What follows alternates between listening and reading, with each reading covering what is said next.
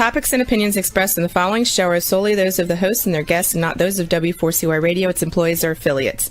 We make no recommendations or endorsements for radio show programs, services, or products mentioned on air or on our web. No liability, explicit or implied, shall be extended to W4CY Radio or its employees or affiliates. Any questions or comments should be directed to those show hosts. Thank you for choosing W4CY Radio.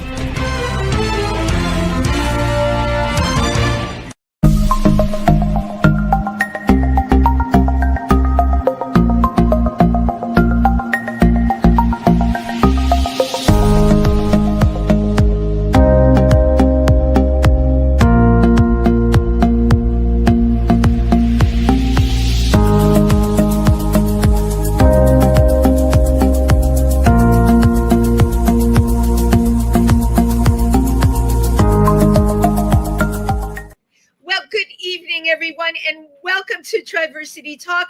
I am your host on this Weeping Wednesday because I am broadcasting from New York City where it's pouring rain. I am Wendy Stewart. We're under a flood alert here. Oh my God. Thank you all for tuning in. Now, I need to apologize a little bit for my background. I am having my apartment painted, something I haven't done in 25 years. So my normal studio that I broadcast from is right now under plaster, paint, and just about anything else you can think of. So I have put this makeshift piece of white cardboard behind me and what is supposed to be a reenactment of a rainbow flag. You know what? I'm doing the best I can here. That's all I can say. But you're not going to judge me, are you? No, you're not. So Triversity, as you know, is located in Milford, Pennsylvania. We're Triversity, the Pride Center. And we've got a lot of things coming up. So many, I'm going to have to read them from my phone. How about that? This Friday night, please join us at Cafe Ren to hear the wonderful music of the fabulous young Sammy Isabella, who is going off to college. She's so brilliantly talented. Cafe Ren is at 611 Broad Street in Milford. And we also have coming up a new event for Triversity. Oh, by the way, the one for Sammy Isabella is a fundraiser, so come and support us. And we have another new event coming up. It's called First Thursday, and that one is going to be at Doug Koch's. It's now the first Thursday, August 7th. Doug lives in an amazing historical building, a Dutch Reform church that's the residence, and we're having a social gathering that's Thursday, August 7th, and that will be, let me see here, at 6 p.m. and the address there is 898 Route 209, Dingman's Ferry. But you know what? You can always Google it, and you can always go to the Triversity website or our Triversity page on Facebook. Now, I mentioned that this event is going to be at a historical building, the first Thursday that Doug Koch is having. And that brings to mind my guest tonight. Well, my guest tonight is an author with an incredible new book out set in a historical setting. Our guest tonight is a comedian, a drag queen, an award-winning author, and has 4 books out. And the newest book is called Freedom to Love, which was a finalist for the American Fiction Award for Best LGBTQ Fiction. Now, it's a highly provocative, historical fiction story that's going to make you wonder, can love flourish under extreme imbalance? Please welcome the one and only fabulous Jezebel. Hello. Hi, everybody. Hello, darling. So glad to be here. Oh my God, looking forward. Whenever I have you coming on the show, which is a lot, you know, I think you've been on my shows more than anyone because you keep writing books. What's up with that? Well, first of all, thank you. I always love coming on here with you. It's always a great conversation. And yeah, I got to keep everybody busy. Got to keep the readers happy. Right. And got to keep the podcast popping, right? It is, but it amazes me because, all right, I'm going to just jump right into this. Your newest book, The Freedom to Love. Can everybody see that? It's got a little shine on it. Not only your books are riveting, but I love the way, like your last book that I read, Blood Rouge, brought in, the times of Nazi Germany and made it very, very real through the way you use words in description. And I found that same feeling with The Freedom to Love. You took me back to plantations, slavery, and something none of us thought about in those days, LGBTQ people, which obviously existed. But you really had to create the characters, Jezebel, from that mind of yours. I don't know how you do that. Yes, I really became each and every one of them in a sense, and tried to think what it would be like to embody the differences that each of them represented. So they're all a little different. They all offer something to the tale. And to your point, I thank you so much for saying that you liked it and talking about Blood Rouge. Yeah, and so, I tried to think about the fact that there's a lot of factors that I know are going to come out tonight. But to start with, it was like we have heard so many different stories about white slave owners who essentially raped and took advantage of all of these African American, these Black women, these Black, right? And so we hear one-off stories of, love, quote unquote, but there was incredible imbalance in those love, in that love. But we've never heard, or I have never heard, of a story about two men in this situation. And nobody, I think, has. And we know that certainly was going on in those days. But again, swept under the rug. Yeah, it had to have existed. But the power dynamics that you alluded to that have to have also existed is something that I think even today there's a fear of talking about. And so I really wanted to unpack a lot of that. And just to give you kind of heads up, it was like the whole idea was initially born out of the fact that I've been with my partner, my husband, for 16 years. He happens to be an African-American man. And I thought about, what if we had gotten together? Because we always think, what if I was alive back then? Right. And it was like, what if we had gotten together or had love or felt feelings back then? We would have been facing insurmountable odds and such an uneven power dynamic that Absolutely. Could our love have survived? And that's really where it came out of. Or both of you killed. I mean, you know what? It brings to mind the whole life and death thing in modern cultures in parts of the world, certainly in the Arabic countries, where people are killed for that love.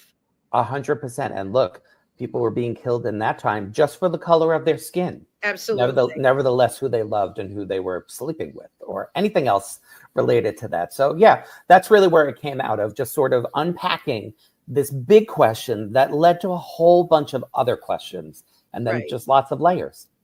Well, I find myself when I read your book asking how you were able to get so incredibly descriptive in both the actions and the characters, to the point where it was a little, the violence in it was a bit much for me. I had to put it down because it makes you, the reader, paint the picture, right? Which obviously that's what you wanted them to do, but it was so hurtful what was happening. And it's so real.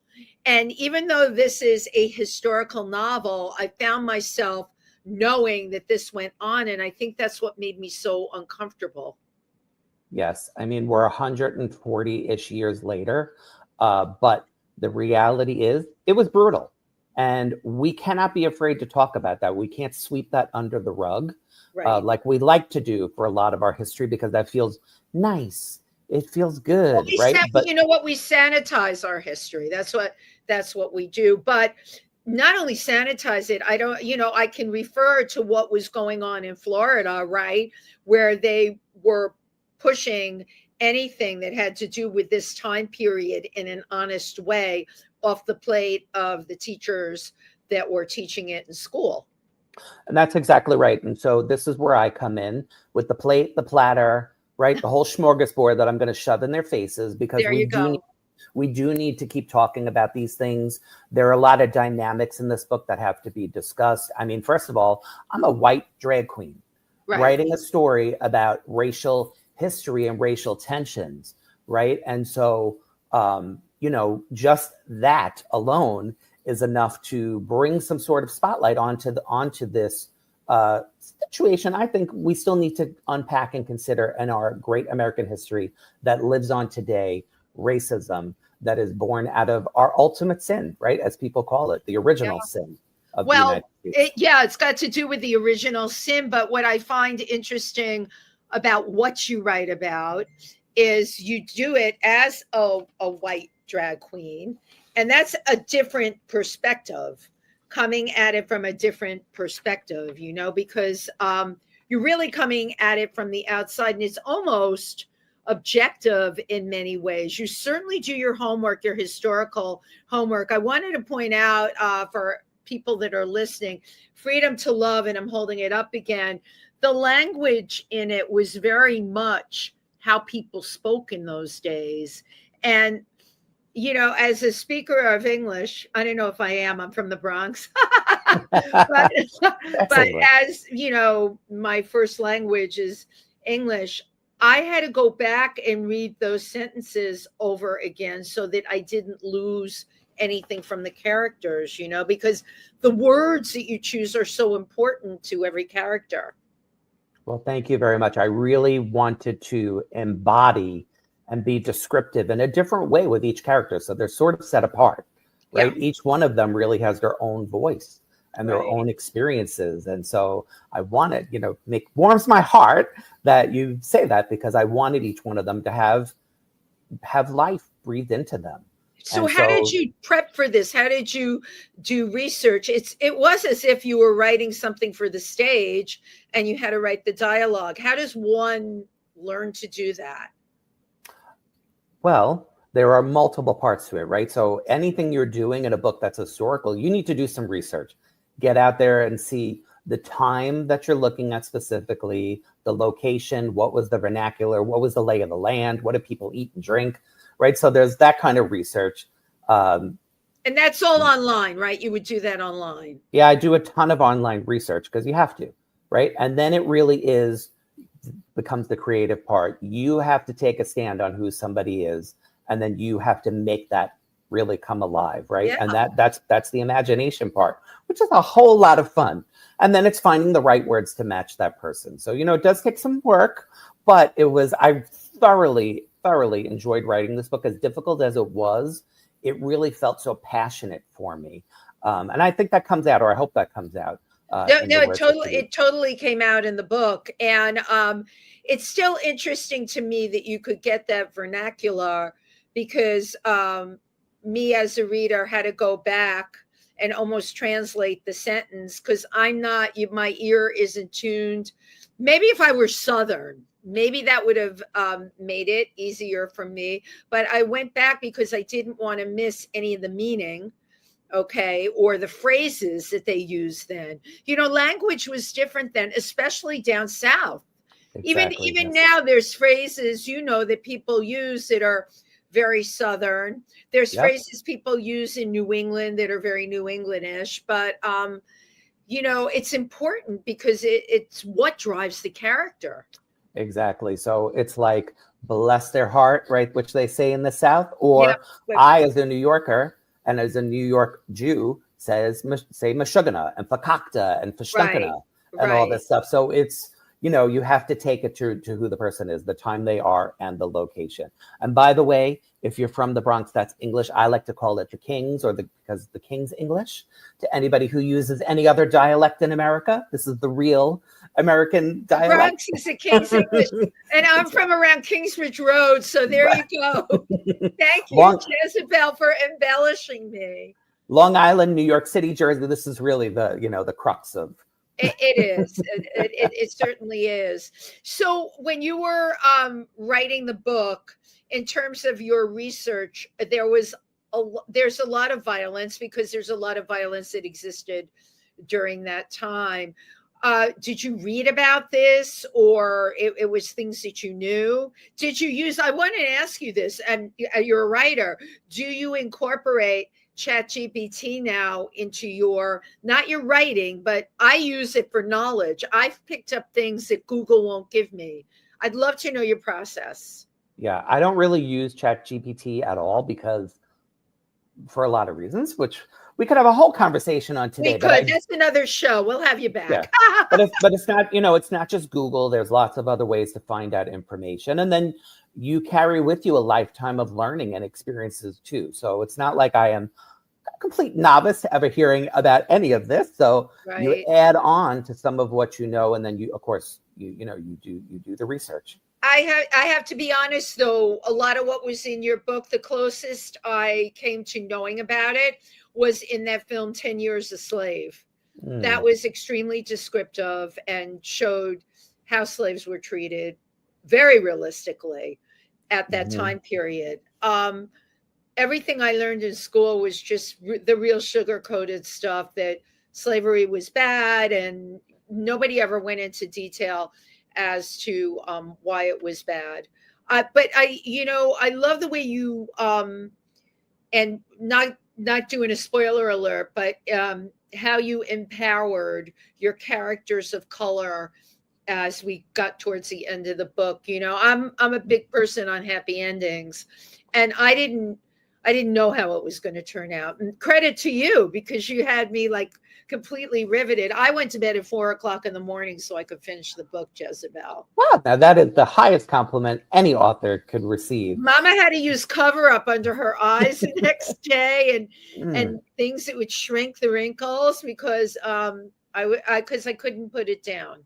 Well, as you can see, I never use makeup, so I wouldn't understand anything about that. I have always admired your natural look, Jezebel. Thank you. I have to say. So what's the response been to the book out there? So a couple things. To your first point, how the characters end up, there is a thread of something I tried to put in there that's a little different, and that is really thinking, because this does take place in a certain slice of time, but I really wanted to make sure that there was some slice of modernity to it, though very narrow. And that's really about this idea of choices that comes up in the book. And it's really, what choice or choices does anyone have when all of their choices have been taken away from them? Right. So do you want to kind of just kind of highlight that and hope that rises to the surface as someone checks out and reads this book. To your other point, what has the response been? So when the book came out, which wasn't that long ago, it debuted right behind the Oprah Book Club book. That I remember that was brilliant timing. Yes, that made me quite happy. There have been, I think it's gotten a fairly good response, because it's not an uncontroversial topic. So just to kind of touch on that for a second, I just want to make sure to get to this, that it could be quite, jarring to think that, again, that a white person, not of color, wrote a book dealing with African-American Black slavery in this country. So I wanted to make sure that I was not operating in a total vacuum. And so I made it a point to have the most fabulous African-American editor.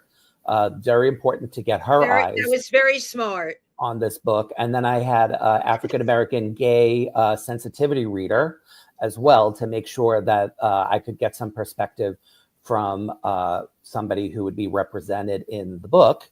And then I had a bunch of people check it out. And the response before it even went out was incredibly overwhelmingly positive, because for me, this is really about intention, and it's about opening up a dialogue and a conversation. And so the response that I've gotten has been very strongly. I went there. I went to a place, it's taboo, but I went to a place that very, very few people, I think, would probably have, so I've been told, that would have maybe the audacity, I don't know, to go there. But I think there's an important reason to do that, and conversations to unpack and explore. But I also feel historical novels with LGBTQ plus characters are starting to trend. I've had other authors on the show. Patrick Fields, certainly, I think he's on his 5th book. Same thing, and weaving in the Lenape Indians into his story. So what are we learning here? We're learning, if we don't get out here and tell these stories and do it with a novel, I think it's a brilliant idea to do it with a novel, that these characters will not be brought to light. 100%. If you look at historical novels, just traditionally, They're not talking about any gay relationships in it. And we A know hun- that they all happened. Yes, 100%. And that's why Freedom to Love is the second book of a 4-book collection called the Presence Collection. Yes. Presence Collection, yes. And it's historical fiction, 4 standalone novels. They're unrelated other than the fact that they have LGBTQIA plus main characters in settings where our existence has been minimized or overlooked. And want to make sure to get everybody in there because book 1 was gender fluid. Book 2, Freedom to Love, is gay, homosexual. Book 3 will be bisexual and pansexual. And book 4 will be intersex. So it is important. There was a real void in this area to me. Oh my God, there definitely is. Yeah, and there are fabulous human beings who have lived since the dawn of time that are part of our community. And we need to be talking about them because currently what's happening is there's an effort to erase us. And you cannot erase. We've been here just like the earth has been here since the beginning of time. We will be here when till the stars fade. We've existed from the beginning. We will exist to the end, no matter what they try to do. And the more we're out there talking about ourselves and demonstrating our existence, number one, it shows our presence. But number 2, it gives space and opportunity to saves lives. And especially of our up and coming generation who, we're losing funding for things like suicide hotlines. And you never know. We lost it already. Yeah, right. Anything that's going to come is going to be in the private sector, organizations that have the money to continue that. But that's absolutely horrific. But then that brings me to the point. I am the optimist. I'm going to tell you what I say to everyone else because people get really down about this. We just have to hang on. I cannot believe the pendulum won't swing. And a lot of these things that have been done can be undone. In history, if you study presidents that have come in, and even with what happened with our environmental protections on the first go around, got rid of all of them. Then our second president came in that we had on the last 4 years before this one. He turned it completely around, turned all that. Now we're back to all of it going down the tubes again. But you can't lose hope.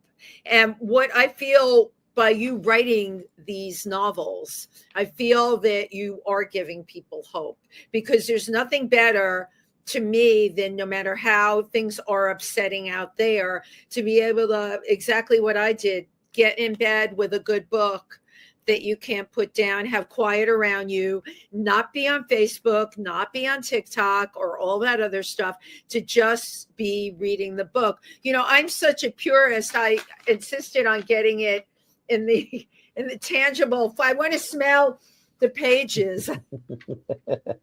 I appreciate that. I love it. I love to hold a good book, but lots of people like to read it electronically. I'm totally good with that too. Yeah, absolutely, because you have to expand your audience all over the place. 100%. And yeah, it's important. All of these things to me are important to spread hope, right? Yeah.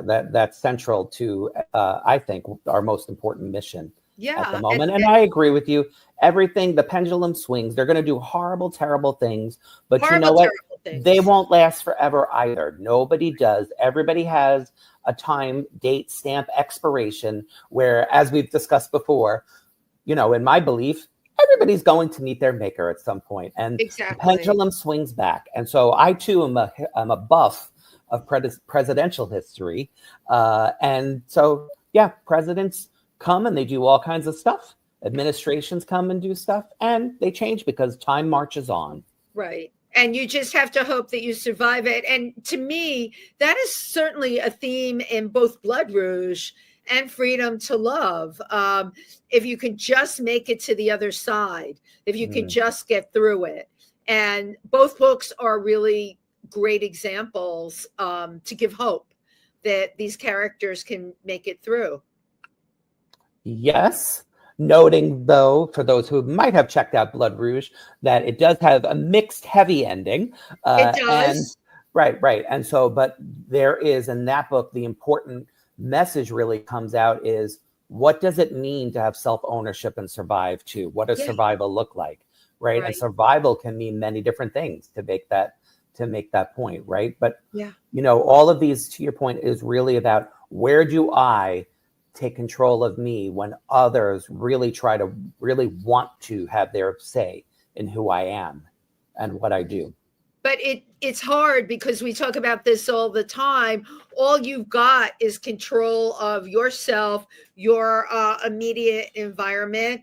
We can do deeds of kindness. We can do things, Triversity is a pride center. We have open hours. People can come in and talk. We also have a library, which I would like to get your book for the Triversity library. I don't remember if we have Blood Rouge there or not yet, but people, teenagers, young adults, or people of any age can come in and grab a book, all right, and feel better because they were able to take their mind off of the things they can't control and read about things. It takes you away, and I think right now, and you leave with information.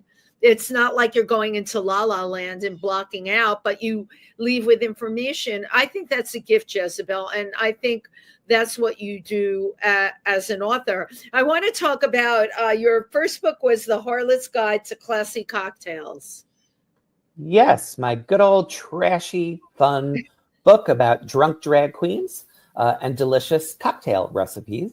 Was a whole lot of fun, been out for a hot minute. It's always done quite well. I call it the perennial favorite.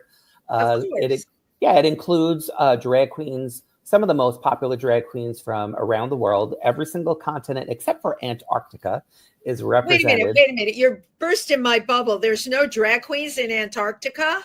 You know what? I think we should get on a ship and there should be like, a thing where we descend on Antarctica, like penguins. Jezebel, I can hook you up for that. I'm not kidding you. I know scientists up there. People need something to brighten up their day a little bit. It is cold. And yes. How many glaciers can you look at, right?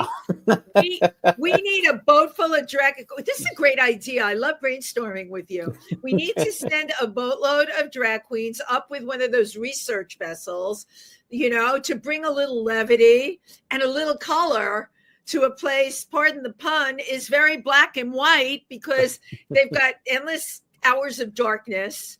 Okay. And then there's just white ice and snow everywhere. Great idea. Let's do it. Make it happen. I'll get my fur, my fake fur. Don't start sending me hate mail. Oh, I know. Forget it. Oh yes, you said it. This is a national show, so anything could happen. So I've had you on for Jess's Jesus Love Juice. You preach in that one. Tell us the story behind that book. Sure. Jeza's Jesus Juice, a drag queen's Christian devotional, as you are aware, was the first and only Christian devotional written by a drag queen anywhere in the world. And it was a very important book to me. It was a project that came to me in the middle of the night. It was something I was meant to write, and the process and the book came about quite quickly and has been definitely a hit. Got lots of attention, as we know, lots of news media attention. And with that, waves and waves of endless threats and, all kinds of crazy stuff. People need to just get over themselves. Yeah. And with any of this stuff, because believe it or not, every book I've written now at this point gets a lot of this, comes back from the public, right? And it's the LGBTQ hating public who just uses these things as an excuse to want to tell me how terrible we all are, how horrible I am, how they hope I die. But anyway, I don't mind because it doesn't really affect me literally in any way whatsoever. Of course. Except it makes me proud of the books that I wrote, because it makes me know that we really need this and other people need this kind of cover. And I'm happy to provide the space for people to think about, pray about, talk about things that maybe they may not have or think about things that they may not have an opportunity to do safely in another space. When, I will say with those first two books, you always use your comedy. And I think that's brilliant. I feel that reaching people through using one's comedy is much better than shoving your opinion down somebody's throat, right? If you can make people laugh, it really creates an opening. Because I feel no matter where I've gone in the world, even some remote places, I didn't speak the language, it didn't matter. They would look at me and laugh. When I was with the Mercy people with the clay plates in their lips, because we went up there to make a film about that in the Omo Valley in Ethiopia, it didn't matter what I did. Those women just sat there and laughed at me. And then I realized they were laughing with me because I would laugh back. And the next thing, they started flipping the plates out of their mouth. And I held it up to mine where there was no way to fit it in. Theirs is in their lip, actually. That became hysterically funny. We were culturally about as far different as you could get. We did not speak the language at all. And yet we made eye contact and we laughed. And you're a storyteller. And in these first two books, they're very comedic. They're light. And I think to be able to bring that to people is really important. It saddens me that people have written things to you like threatening and fire and brimstone and all of that. They really need to get over it. It's whatever. No, it usually doesn't end. It comes in waves, but I don't, again. You don't care, right? They have literally zero power over me in this life or the next, right? I know who I am and I know who my creator is. And so they have no power over me. So let's talk about who you are. How did Jezebel get born? Sure. Well, quite a while ago now. I can't tell you the exact amount of years because I'm getting old and I just can't remember things. This happens. Girl should never share her age. Yeah. Well, this happens when you hit 29. Thank you, darling. So, I know I experienced the same thing recently. Yes. Oh, yeah. I wasn't thinking. I was thinking 25. So thank you. So I had written a web series called Jeza and the Bells about three drag queen superhero sisters who have to save the world. And it was called Jeza and the Bells. And this character, Jeza Belle, was in it. And it was really came out of the idea that, I'm very grounded and all of my stuff connects somehow biblically in many different ways. And so, Jezebel in the Bible is the most loathed, one of the most hated figures next to Judas, right? She's the worst woman. And drag queens are vilified, right? And so to me, God always moves and works through the things that we think are the worst and the most unworthy. That's really the story of the Bible over and over again. And so Jezebel and this idea of these drag queen sisters saving the world from themselves, from their own humanity, is where my drag began. And so I was producing this, had no intention actually to be Jeza, was going to just be part of the production. I wrote, produced, we're directing it. And was this your first thing? This is pretty extreme for someone's first thing. It was my very first thing. And we casted the two sisters. They were fabulous, but I couldn't find somebody to really be Jeza. And so I decided to play this part with no experience, no acting, no nothing. It was a lot of fun. And after that, I started getting asked to do a whole bunch of stuff. And a lot of it was writing. And so I wound up with a couple of my own columns here and in the UK. And that's really how Jezebel was born. Wow. It's biblically grounded, right? Because I think drag queens have religion too. And we drink and cuss and we sleep around, and we also believe in God or deity or faith or spirituality in many different ways. And that's really where my drag came out of. Then it's progressed over the years. I love it. Did you show this writing ability when you were growing up, or was it something that came upon you? I wrote that. Then I wrote a couple screenplays, won some awards, and then was out of all things for a bit of a while because I had some ill family members, and Jeza's Jesus Juice sort of restarted everything. And as soon as that was done, literally the minute I finished writing Jeza's Jesus Juice, I began Blood Rouge, began Freedom to Love, and I already have the next one's coming out soon. I'll be happy to share a little at the end if you like. Yes, I do want you to do that. Yeah, because I know anyone who's listening would want to know more about that. But I want to know more about who you were as a kid. Were you the kid that locked themselves in the room and wrote? or did you do sports? I know, I'm just joking. Tell me Actually, I did. You did? Actually, well, I mean, not extreme sports, but I did run track, and I was pretty fast, and I would run the sprints. Wow.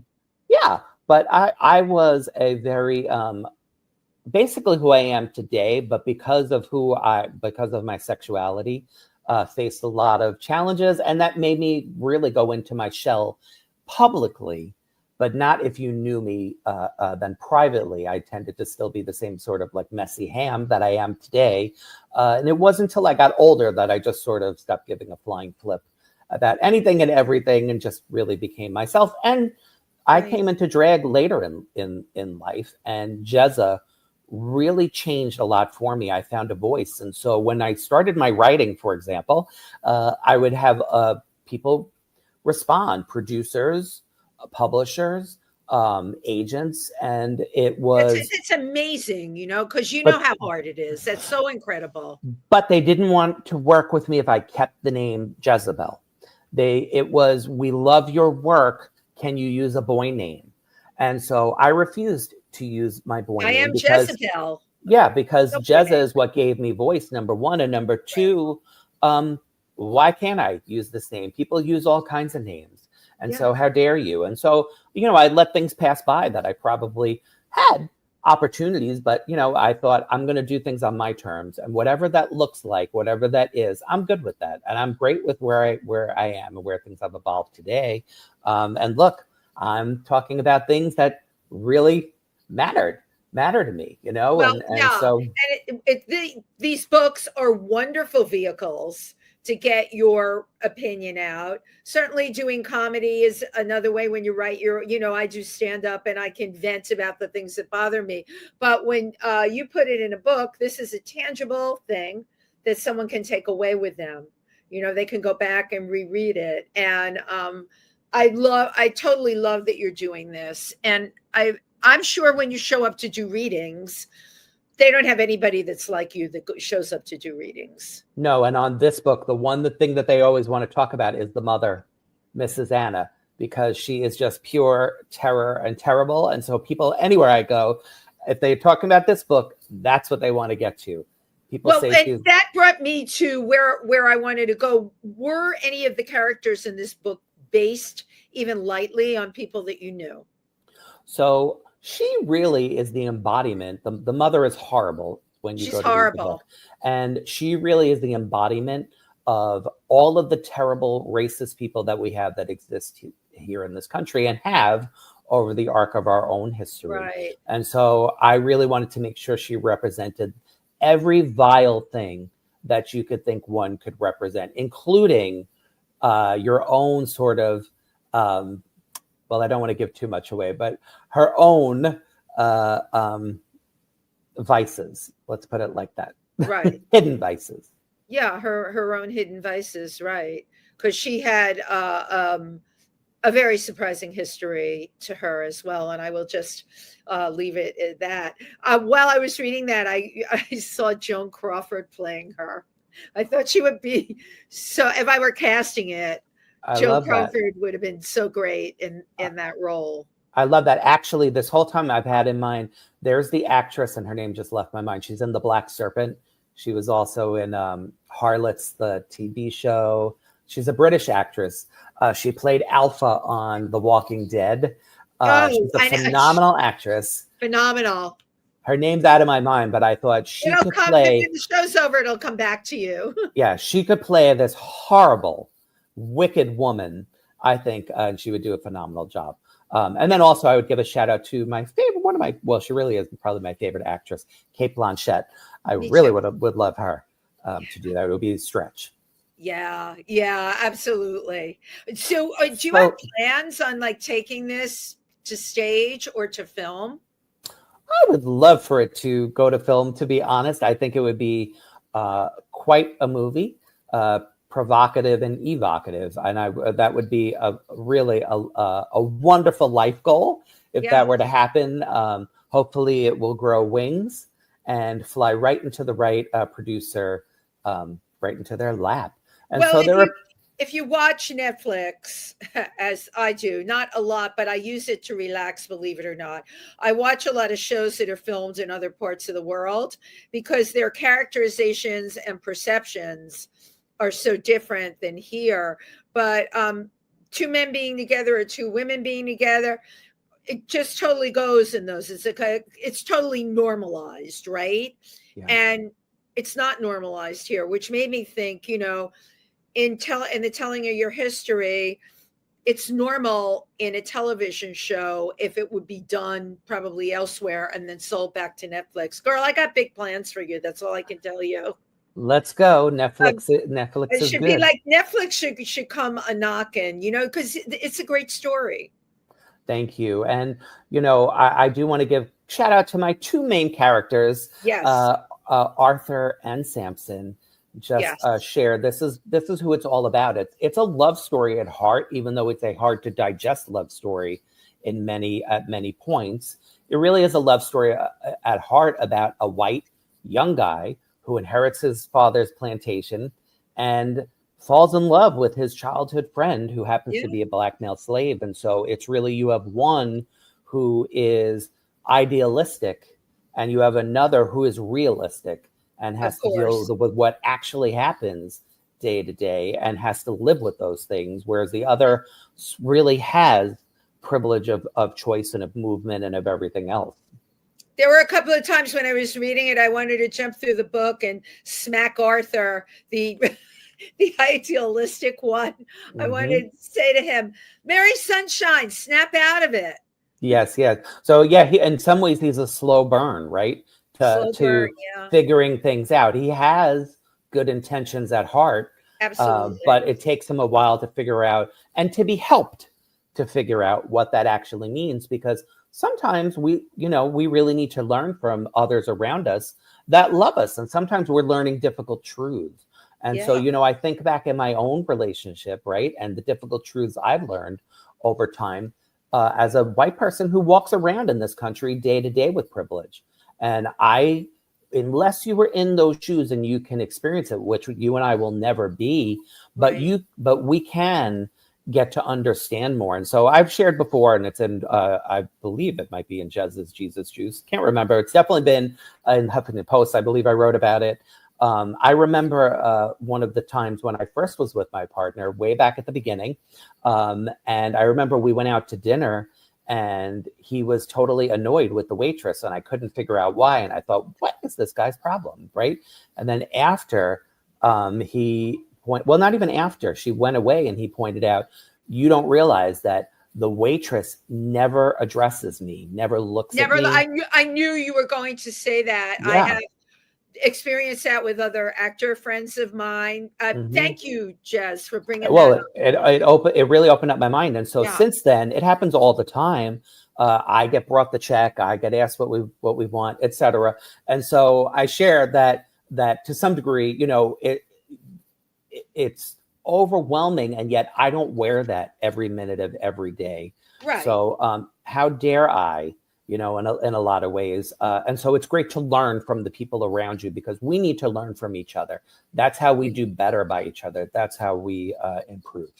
Yeah, agreed. And it's funny, I was going to ask you that because you mentioned that your partner was of color. And, but again, you all are living in the Northeast. I think it's very different in New York and LA than it is in a lot of the other places in the country. I know for a fact that it is. I mean, my maiden name and my married name are both Jewish. And there are places in this country where I would be a little bit apprehensive of going. I had an incident happen, believe it or not. I remember at Disney World, and some guy was trying to push ahead in the line. He had all his kids with him. And I said, sir, there's a line you need to, and he could have picked up my New York accent, but he actually said, it's one of them Jews. That's what he said. And I still to this day, and I'm sharing that with you, I was like, whoa, I'm in Orlando, Florida, and someone just said that to me. I remember feeling so enraged, and I didn't know what to do. I absolutely. So imagine that every minute of every day, and we shouldn't fool ourselves. It happens every day, every minute, every second in New York City. in Los Angeles, in London. And I've bared witness to it in a different way now than I would have before. But we don't wear that every second. Everywhere we go, everybody watching us. And so that was, I tried to make sure that was highlighted in the book as well. I'm glad. I thank you for that. Now, you travel to other places. I know you are a judge in film festivals. How did that all happen for you? Yes. So I have been judging for a few years now. The Love and Hope International Film Festival takes place in Barcelona. The North Film Festival, which moves around. It was in Stockholm, Sweden, came to New York City. I believe it's going to Barcelona this year or in 2026 too. So it's floating all over the place. That has been a lot of fun. I'm a jury member, and which is a judge for the LGBTQ plus films. And also I've had the privilege of being asked to come and talk about writing gay LGBTQ characters and making them real. And so it's been, that's definitely been a whole lot of fun. And so, I like to definitely take it, not just here, but abroad. And I will be in London at the very beginning of October. I have a bunch of stuff lined up. So all my UK Brit people who I am a big Anglophile, they all know I love the UK so much. It's really my second home, I feel like, at this point. I love it. Big space in my heart, but I will be back in just about 2 months. And I'm looking forward to that. Very, very, very cool. And I want to share with you, we're doing Jed Ryan and Clover, and I'm going to be doing the Q&As for the LGBTQ Film Festival at Jersey City, which I believe is August 16th. Yeah, that's coming up. And it's short films, which is great. But we're going to get the message out there, which is wonderful. And again, creative is, to me, one of the best ways to do it. You engage your audience, you can make your point that way. Jezebel, I want you to tell me what's coming up in your upcoming books. Sure, absolutely. Well, I'll give you a little bit of a teaser. My next book, book 3 of the President's Collection is coming out. I'm not going to tell you the name yet because that's going to be revealed a little bit down the line, but I will tell you that it's bisexual and it will take place during biblical times.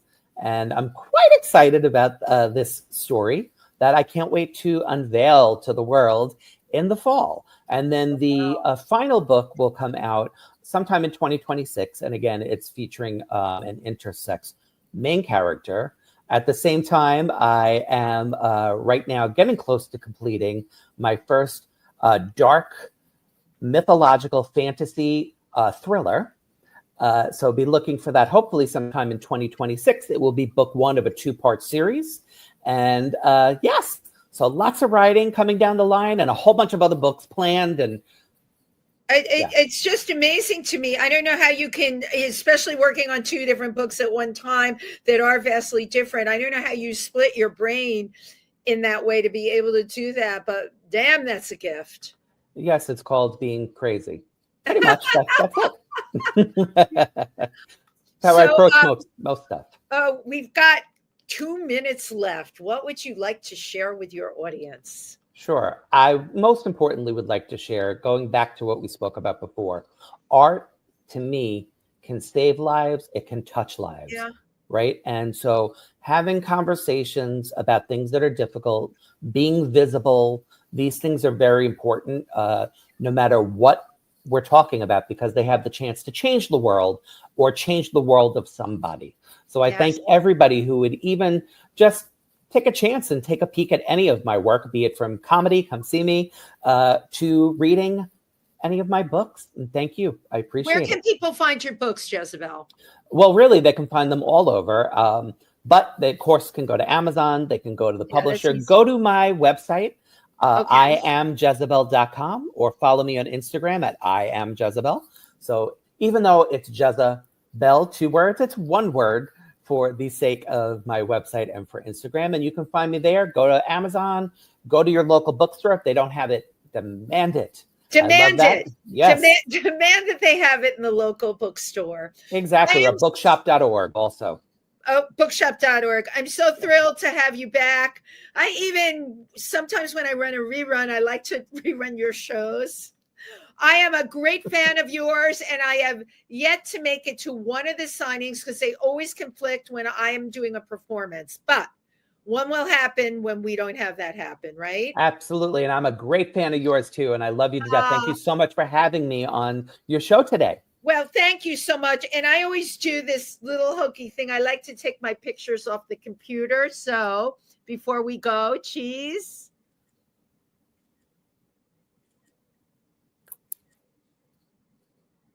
Love it.